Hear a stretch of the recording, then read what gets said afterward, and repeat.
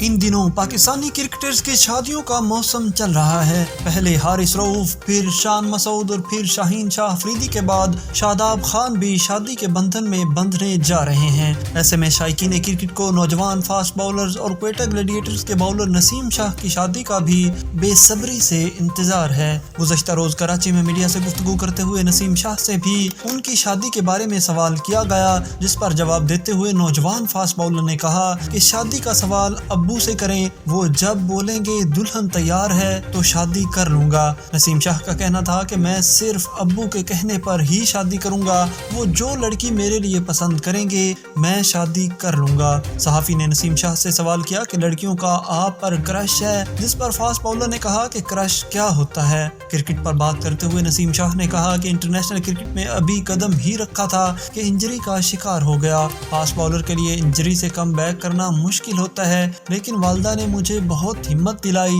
Injury سے نجات ملی اور کم بیک کا موقع ملا۔